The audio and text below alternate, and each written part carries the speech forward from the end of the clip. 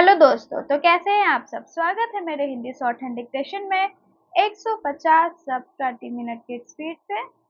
Start करते हैं। Start. अध्यक्ष महोदय, 10वीं पंचवर्षीय योजना पर विचार करते समय सदन के दोनों पक्षों ने सदस्यों ने जो महत्वपूर्ण प्रश्न उठाए हैं उन पर विचार किया जाना बहुत आवश्यक है।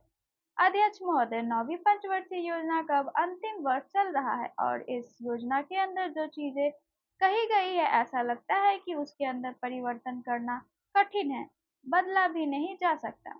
अध्यक्ष महोदय, कुछ चीजें की जा सकती है, उसके अंदर आज भी कुल कितना खर्च है यह तय नहीं किया गया, केवल कटौती ही निश्चित की गई है।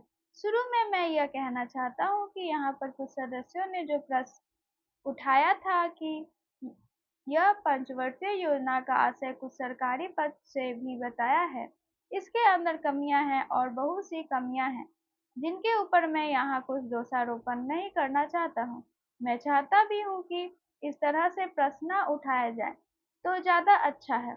यह योजना सरकार ने बनाई है, यह योजना मंत्रिमंडल ने पहले बनाई और अनुमोदन होने के बाद भी इसमें कुछ कमियां रह गई है, तो यह कमी रहने का दोष किसके ऊपर है?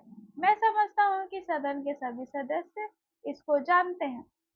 बहुत से लोगों ने दिल्ली के प्रश्न उठाए जो दिल्ली के साथ अन्याय किया गया है। मैं समझता हूँ इस बारे में सब आवाज उठाए। इस बात की आज ज़्यादा ज़रूरत है। मैं यह कहना चाहता हूँ भारत सरकार से यह जिन्होंने ये सारी योजनाएं बनाई है उन्होंने वास्तव में यहाँ के साथ बड़ा बुरा किया, यहाँ के साथ अन्याय किया, क्योंकि उन्होंने इस पंचवर्षीय योजना को बनाते समय ध्यान नहीं दिया कि क्या योजना बना रहे हैं, गलत बना रहे हैं या सही बना रहे हैं, इनसे क्या लाभ हानि होगा, इन सब बातों पर उन्होंने विचार नहीं किया।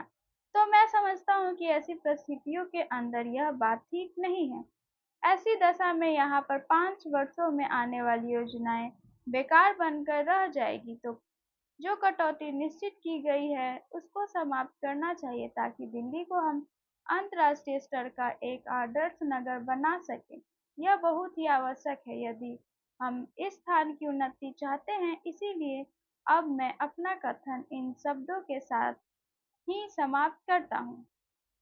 महोदय, उस समय हमारे देश के प्रशासन से कोई संबंध नहीं था, तब अंग्रेजी राज था। आज मैं इस शुभ काम में सम्मिलित हो सका, इसको मैं अपने लिए सौभाग्य मानता हूँ।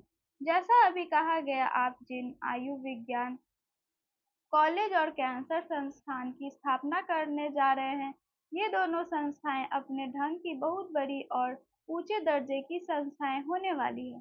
मैंने सुना है कि उनमें विभिन्न विभाग होंगे जिनमें विद्यार्थियों को ऊंचे प्रकार की शिक्षा मिलेगी और जहां अच्छे से अच्छे चिकित्सक रखे जाएंगे जो शिक्षा देने के साथ साथ गरीब से गरीब का और बुरे से बुरे रोग की चिकित्सा भी किया करेंगे।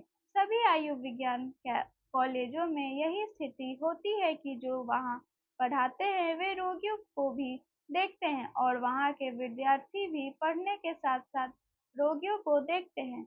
इस प्रकार उनको साथ ही साथ व्यवहारिक ज्ञान भी मिलता जाता है। जिस संस्था में जितने अच्छे शिक्षक होंगे उस संस्था से विद्यार्थी भी उतने ही अच्छे निकल सकते हैं। जहाँ जितनी अधिक सुविधाएं होगी उन संस्थाओं से लोग अधिक से अधिक लाभ भी उठा सकते हैं। आजकल यह एक आश्चर्य की बात है, पर बात सही है कि संसार विज्ञान में बहुत प्रगति कर रहा है, विशेषकर औषध तथा चिकित्सा के संबंध में। पिछले जो 2 युद्ध हुए उनमें जहाँ एक ओर अधिक से अधिक घातक यंत्र तैयार हुए, वहाँ दूसरी ओर औषधियों के निर्माण में इतनी उन्नति हुई कि जो बहुत से रोग पहले असाध्य समझे जाते थे वे अब नियंत्रण में आ गए हैं।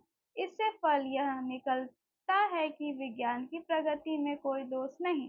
इस प्रगति से जो जैसा लाभ उठाना चाहते हैं उठा सकते हैं। यह मनुष्य पर निर्भर है कि वह उस विद्या से लाभ उठाए या उसे हानिकारक बनाए। यह आश्चर्य और दुख की बात है कि जहाँ एक ओर इस विज्ञान द्वारा आज इतने लोगों को भयंकर से भयंकर रोगों से मुक्ति मिल रही है, वहाँ उसी विज्ञान द्वारा लोगों का जीवन संकटमय हो गया है। हम चाहते हैं कि हमारे देश के वैज्ञानिक, चाहे वे विज्ञान के किसी भी क्षेत्र में काम करते हों, इस बात को सदा अपने ध्यान में रखें कि यदि विज्ञान का कुछ अर्थ हो सकता है तो वह सेवा होना चाहिए, न कि विनाश। तभी भावी प्रगति होगी। समाप्त। तो आज का सेशन यहीं पे समाप्त करते हैं। लाइक और सब्सक्राइब करना बिल्कुल ना भूलें। Thank you.